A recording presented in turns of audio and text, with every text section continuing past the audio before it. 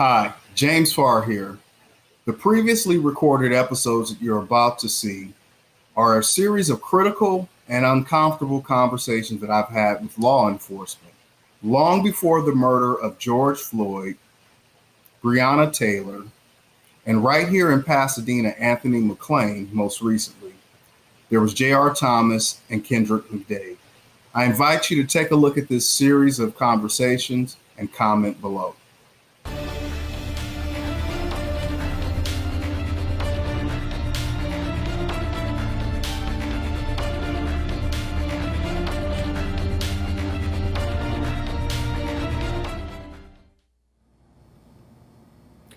And welcome to another episode of The Conversation Live. The Conversation Live focuses on social justice, restorative justice, inclusion, and equality. Joining me today is civil rights attorney Skip Hickenbottom. Today we're going to unpack and have a very uncomfortable conversation, critical conversation. Is Pasadena Police Department reforming or are they regressing? Let's take a look at this clip from our friends over at News Wrap, and we'll be right back with you in just a second. Pasadena Police Chief John Perez and City Manager Steve Marmel sat down for a moderated community discussion at the Alkebulan Multicultural Center Thursday, February 7th, for an ongoing discussion about the relationship between the police and the communities of Northwest Pasadena. He's made a commitment to bring his people here. He's done that. He wants to do more of that. But I would challenge all of you a little bit to be welcoming when they come. When you understand the angst that people in the community have, it's going to show up this way. And right. So, to Jasmine's point, if their feelings are going to be hurt, they don't need to be police officers. I'd rather sit down with the community and say, how do we talk about the data? How do we talk about what crime is really happening? About what's the percentage of crime being reported? Who are we stopping? Why are we stopping over here and maybe not over there? There's so many discussion points to help officers understand all this. If there is to be trust between law enforcement and the community, it is clear that these conversations need to take place, no matter how difficult they may be. Welcome back. Skip, thanks so much for taking time out of your schedule and joining me today. I really appreciate it. I know you're an extremely busy person. I mean, you're involved with the NAACP and the executive branch. You're also a member of POP. You're a member of CCOP. I mean, how do you find time to juggle all these different things? I've had the pleasure of co-organizing with you and, even sharing the dais a few different times. But the burning question is, and we want to kind of unpack this journey that you and I both have been on. Sometimes you've worked a little bit closer with the police department. Other times I've been very critical of the police department. But I think we all have been working towards a common ground. But the burning question is Pasadena Police Department reforming or are they regressing?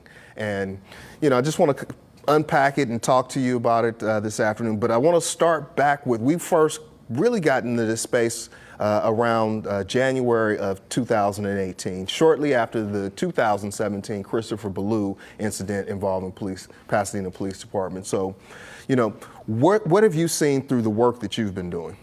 Well, thank you for having me here. I'm a big fan of the show, and I appreciate the opportunity to speak to you about it. So, if I were to think about that question a year ago, in January of 2018, I would have probably had a different answer for you than I have today. In January of 2018, we had just had about a month of the Chris Ballou video being out there, which was a horrific beating of a young man, which we think was totally unwarranted.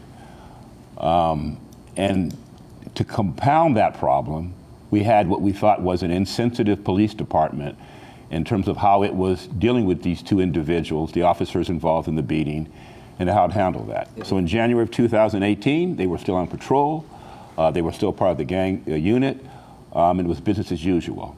We thought at the very least they should been put on administrative leave while the investigation was pending. Fast forward to February and the Black History Parade, and amazingly enough, these officers were assigned to patrol the Black History Parade. Yeah, I had asked, because I had Chief Sanchez on this very former Chief Sanchez on this very program, and I asked him, I'm like, doesn't that seem a bit insensitive that these officers were still on patrol and more egregiously at the Black History Parade? It just didn't make sense to me, And so what were some of the steps that you guys took with, through CCOP and POP to kind of bring that to the then chief's attention? Because shortly thereafter he resigned.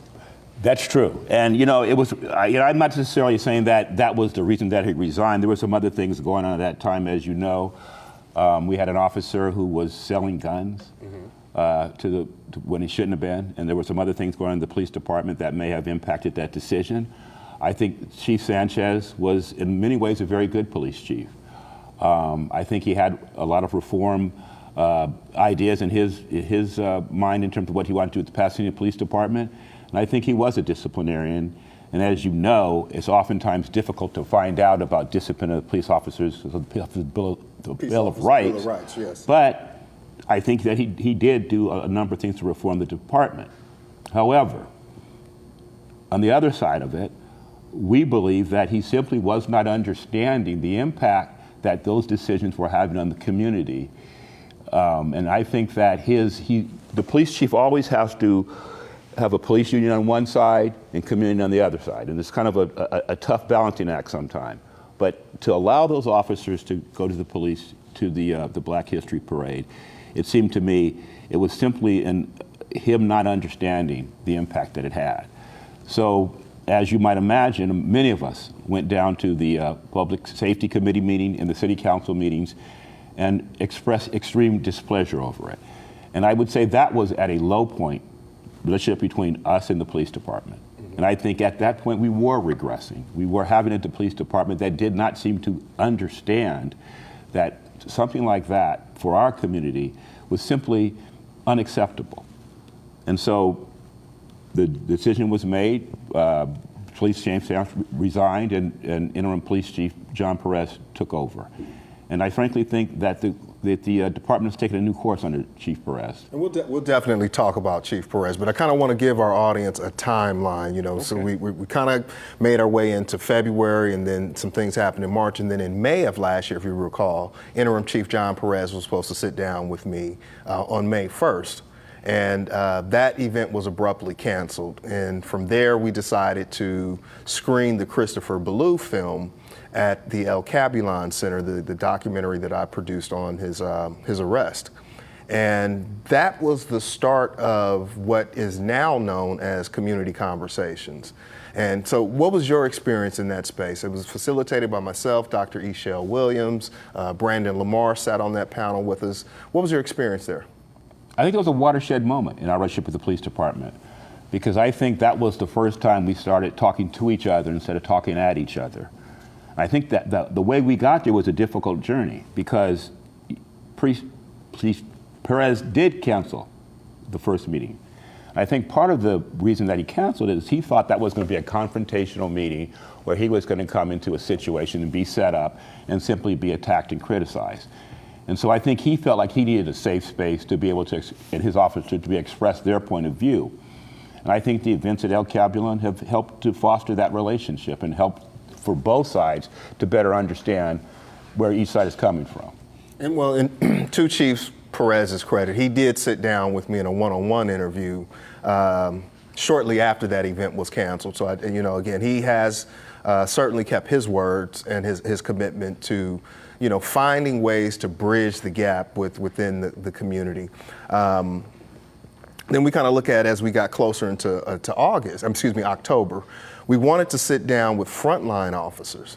And we invited 2 African-American officers and a Latino officer, head of the gang unit. And again, that was a very heartfelt, critical, and very uncomfortable conversation. So, again, I just really want to get your perspective on as you're seeing this and how you're experiencing it. That was a very different conversation for me, that first one with the African-American officers, because, I've been in Pasadena most of my life, and I've grown up around people like Rodney Wallace and Philante Riddle and Bobby Jenkins, who frankly are heroes to me in my community. They're African-American officers in the police department, and they've done great things.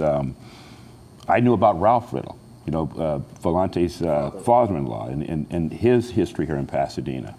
So, I come from a military family, so I'm always supportive of the police officers and what they're trying to accomplish. And so I think to hear from the African-American officers about how tough it is sometimes when we paint with too broad of a brush, when we say, well, if there's 2 or 3 bad officers or a handful, then the whole department is corrupt. That's unfair. They're individuals. There are some good lawyers, there are some bad lawyers. There are some good interviewers, there are some bad interviewers. And there are some good cops and there are some bad cops. And what we're concerned about is the department dealing with the police department with the bad cops and the cops that frankly aren't doing the job as well as they could.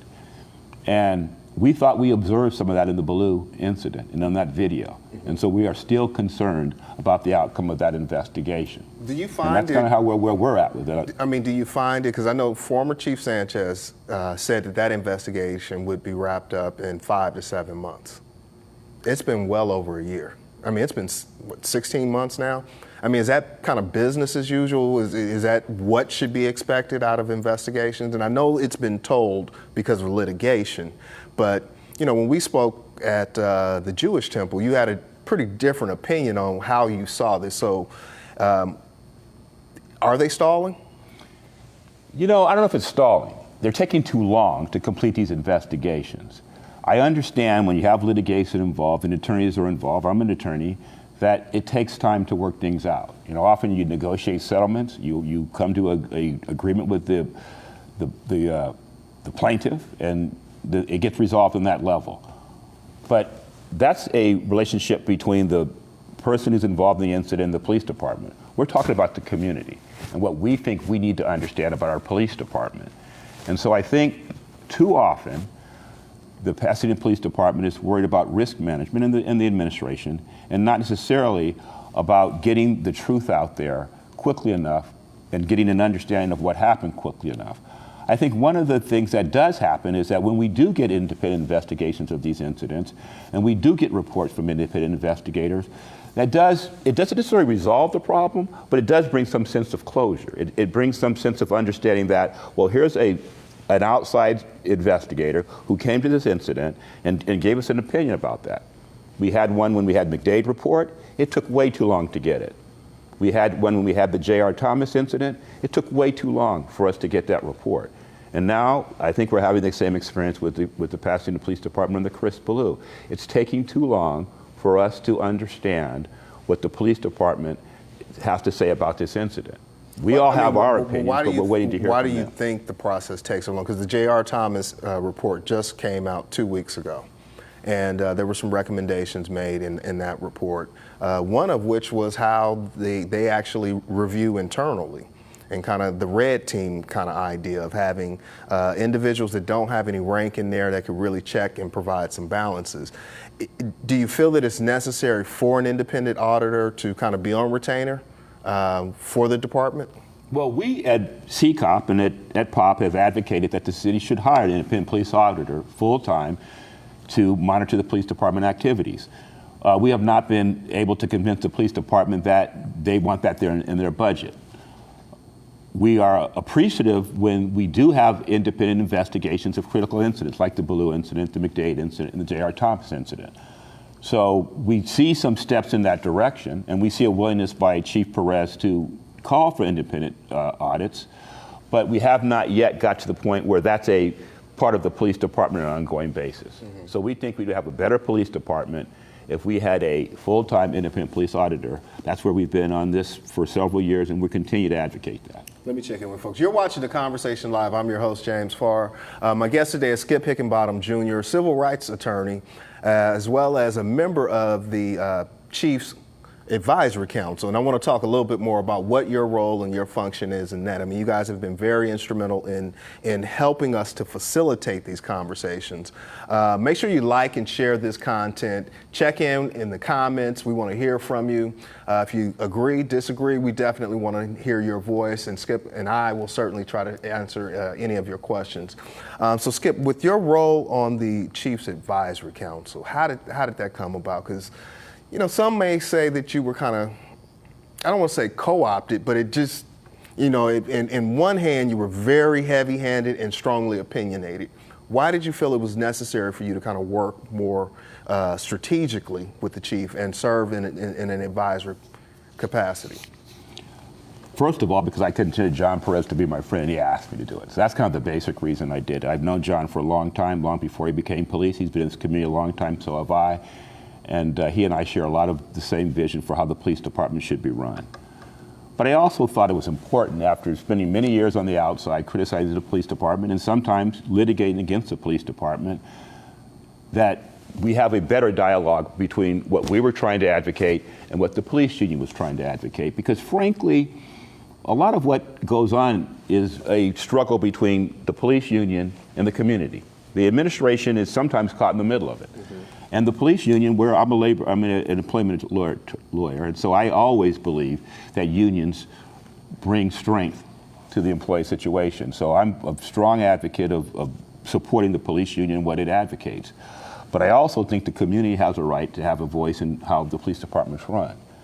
So my willingness to, and the willingness of other people in CCOP to join the advisory council, I think comes from that, from the understanding that, you know, we believe that we have something to add to the conversation, and that we also need to begin to listen to the police department more carefully about maybe some of our ideas. What are some of the things you've learned? Well, I'll give you one example. My partner and I, Dale Grimer and I, we believe we have too many police. We believe that our police department is too many, that we are the highest per capita of any city our size for police department in California. And we don't think that's necessarily that's a good thing for us. We would. Why is that a bad thing? Because some people on the other side of that would say we don't have enough police. Yep, yeah, Some officers I can from the understand department that, will say we work too much. These are things that I've heard. You know, the shifts, the overtime. You know, you've heard both Chief Sanchez and Chief Perez say they're losing officers because of the overtime. So how does Pasadena have too much police? Well, I guess in a nutshell, we think that we should have less officers and better paid officers.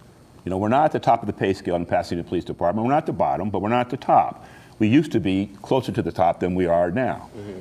And so we believe that we would be better served by less police who were paid more, because then we would probably have better retention. We often experience where we've had police who come up through our ranks and then transfer up to other departments where they get better paychecks. So that's part of our concern. But I want to focus specifically on our helicopter force. We have 5 helicopters in the Pasadena police force. Long Beach, a much bigger city, only has 2. So we've always questioned why we have so many police helicopters, and we think maybe we have too many, and the officers assigned to them, we probably have too many officers assigned to them. Well, I've now talked to some people in that division, and they've given me a different perspective. You know, one of the things we thought might be better serve us, although there's issues about, you know, civil liberties, is the use of drones, as opposed to police helicopters to do surveillance from that distance. Well, apparently that's probably not right now, given the technology for drones, a reasonable alternative. So we have to think through some of these things. Another example I would give you about the use of force is I have now participated in the simulation that the police go through with using a weapon, and, you know, whether to shoot or not. And it's not an easy decision. Yeah, we talked about that earlier. We discussed that neuroscience aspect of it, but also the implicit bias. You know, many would say that some police officers, not all, but some are racist, but most will say they all have some sort of implicit bias. You know, so when you went through that process, how did you experience it? Well, what we do in the simulation is that we'll have an incident, it'll be on the screen, and we're given, replica weapons.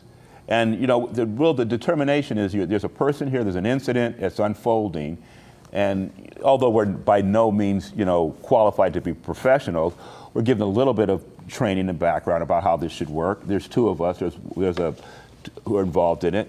And the decision is really made, well, should you have used your weapon? Should you have used your taser? Should you have done something differently? How would that have been done? So we have a scenario that's played out on the screen, and then we talk about it. Well, in discovering that, you're always in fear when you think of a situation that might involve violence. And so to take that out of the equation is impossible. So as a regular citizen who frankly doesn't have much experience with firearms, for me to have that type of life and death, situation occur before you, it really is a lot more difficult to decide to do something, to shoot, to not shoot, to take your gun out, to not, than you might first think. So it's pretty easy to second guess a bad decision. Mm-hmm. by an officer in an incident. What's, I think, more difficult is to understand that there's a lot of things going on at once. An officer has to make some quick split-second decisions, and oftentimes those decisions can be wrong. But it doesn't necessarily mean the officer had a bad intent or was trying to do something wrong. It simply may have been the circumstances that he was faced with, caused him to do what he did. So to me, it helped get a better understanding that every time an officer pulls somebody over and asks them to get out of the car or asks them to show their hands or do something where they think there might be a situation developing that they may need use of force, they have to go through a whole series of decisions before they can, do that ultimate thing, which is pull out their gun and use it. So it's not an easy job. I couldn't do it. And so that's kind of how I came at that. It is not an easy job to decide when and how to use of force. Let me check in. You're watching the Conversation Live. Conversation Live focuses on social justice, restorative justice, inclusion, and equality. My guest today is civil rights attorney Skip Hickenbottom, and we're talking about Pasadena Police Department. Are they reforming or are they regressing? And just maybe about 4 more minutes before we got to get ready to get out of here, Skip. I know RIPA is on deck, and that is scheduled to go into effect by 2022. When you look at policing in certain communities within Pasadena, and specifically within the Northwest community, many residents, what we've heard through our community conversations, feel like they're over-policed. They feel like they're targeted. They feel like the police constantly harass them. How do you think RIPA will impact, will then have data that will either support or not support that? But what do you think about RIPA? We think that RIPA is a good legislation. What it will do is it will gather demographic information about who's being pulled over and stopped by the police and why it's happening. One of the number one complaints we get in the NAACP is that young men of color are being harassed by the police. They're being treated differently when they get pulled over. They're sitting on the curb, and when the other people aren't being sitting on the curb, they're being disrespected, and sometimes they're being handled aggressively in terms of how they're being treated. So oftentimes we hear from the city that, well, this is a perception issue, that there's no disparate treatment in the Northwest. It's just how it's perceived. Well, for us, it's a reality. And for them, it's a perception. So the RIPA information, I think, will help get to that. Are we being disproportionately targeted for stop and frisk? The Ballou incident, as an example, would appear to me to be an incident of racial profiling, of a young man being pulled over because he fit the profile for what the police may have thought had been a suspect, but he wasn't. He was an innocent young man who was going about his business, and he had a couple of code violations concerning his vehicle, tinted windows and front license plate. I've had cars with no front license plate. I didn't get treated like that. I've had cars with tinted window. I didn't get treated like that. And I'm sure other people could have had the same experience of not being pulled out of their car and being treated like a suspect because they simply had code violations. So hopefully we'll get that. How do you think because some say it's a training issue. Others say it's an implicit bias issue. How does an officer show up in that space, on scene at that situation, and immediately go hands-on?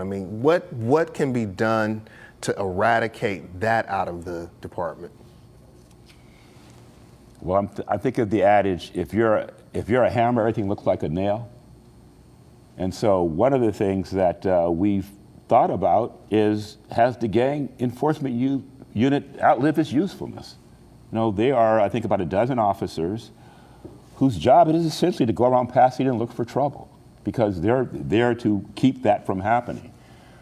But when you have officers who are driving into Altadena, which is not their jurisdiction, and are pulling people over for traffic stops, which is really not what they're supposed to be doing, because they're trying to determine if there's a crime being committed or something going on, maybe they are taking their mission a little bit too far. And so what I think we experienced in the Ballou incident was a case of over-policing. Mm-hmm. I think it was racial profiling. I think it clearly was an excessive use of force. But again, we'll have to wait till the investigation's over and hear what the police department has to say about it. But I think that most people who saw that video are disturbed by the way immediately they seem to treat Chris as if he was a suspect and not simply somebody who had a car that they needed to deal with because of the plate in the tinted window. So, that's what I thought I observed in that incident. But I could understand there could be other explanations of why they thought they had to proceed that way. And I understand these officers also take a lot of guns off the street. So I understand that they do good work, oftentimes in terms of de-escalating problems out there and making Pasadena a safer place. So I'm not saying that they don't serve a purpose, but I'm also saying that I think in that case what we saw was excessive use of force, but we also, I think, it began with racial profiling. So I think that if I had to pick two things that I think the Pasadena Police Department needs to work on, it's on whether or not it does have implicit bias operate out there in terms of racial profiling. And we think that they do need to change their use of force policy. Along with the ACLU, we propose some changes. I'm going to park it right there, Skip. Again, you're watching the Conversation Live. I'm your host, James Farr. Conversation Live focuses on social justice, restorative justice, inclusion, and equality. Skip, we got about maybe a minute and a half, 20 seconds, final thought. Assembly Bill 392 by Weber in San Diego, and co-sponsored by Holden, our Chris Holden. It will change the way police officers get prosecuted when they do things that are inappropriate. It will essentially make it easier to prosecute police officers. I think people should look at that bill, and I think people should support that bill. My guest today has been Skip Hickenbottom, civil rights attorney. He's very active in our community, Totomic family that has just had roots here for almost a century. Your father, your mother, just have done a lot of great work here in this city. I thank you so much, Skip, for joining us here in the program. Sit tight. Next week, coming up on the Conversation.live, Yvette McDowell will be in the seat. We're talking cannabis in the city of Pasadena. Everything you'll want to know about, from regulations to retail sales. Should Pasadena make a better effort for a social equity program? Until we have another opportunity to speak with you, as always, agape.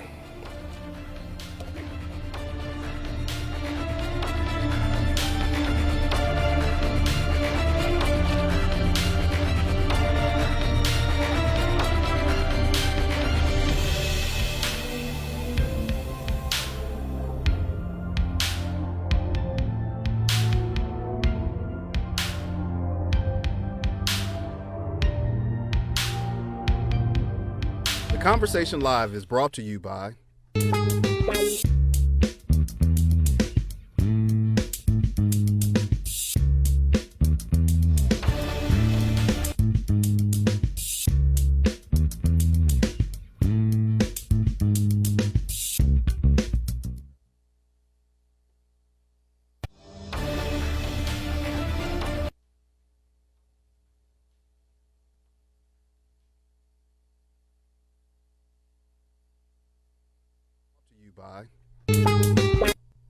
The Conversation Live is brought to you by